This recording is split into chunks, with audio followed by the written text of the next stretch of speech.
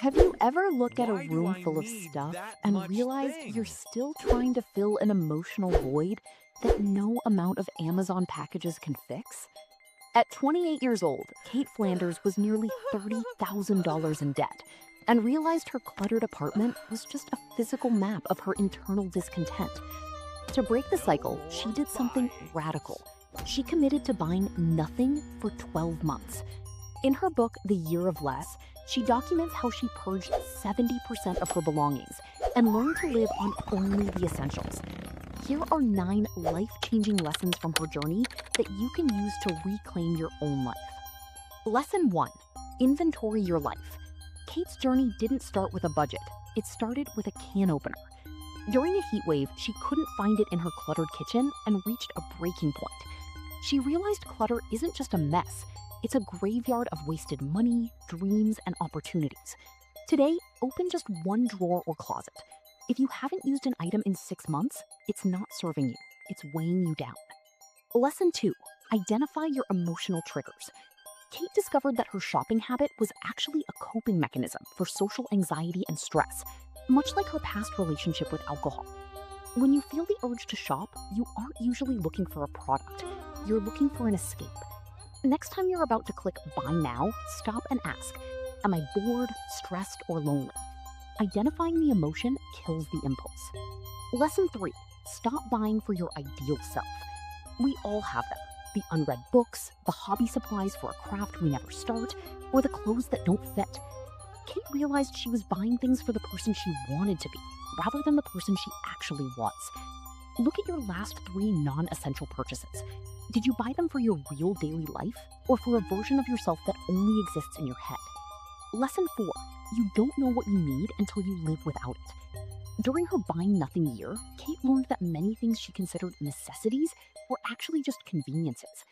By removing the option to buy, she discovered her own resourcefulness. Unsubscribe from all retail newsletters and unfollow brand accounts today. If you don't see the need, you won't feel the want. Lesson 5: Secrecy feeds shame. Kate wasn't perfect. She had a slip up on Black Friday and bought an e-reader she didn't need. Instead of hiding it, she told her readers.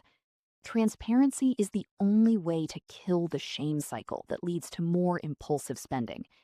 If you've made a financial mistake, tell a trusted friend. Bringing it into the light takes away its power over you. Lesson 6: Your changes will make others uncomfortable. When Kate stopped drinking and shopping, some friends pulled away. She realized that people bond over consumption, and when you stop, it holds a mirror up to their own habits. Prepare a simple script for social situations, like, I'm challenging myself to save right now, but I'd love to go for a hike or a coffee instead. Lesson 7: Experiences pay compound interest. By the end of her year, Kate realized her travel memories were worth infinitely more than the physical objects she used to hoard. Things gather dust, experiences gather meaning.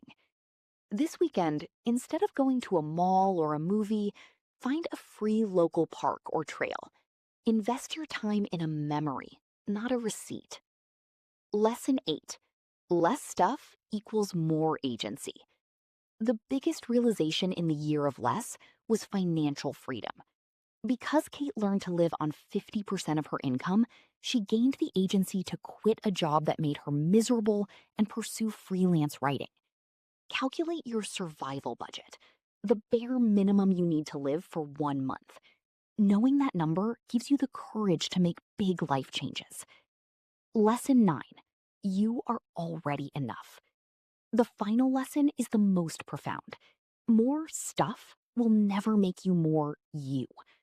Kate concluded her year realizing that her worth wasn't tied to her belongings, her debt, or her appearance.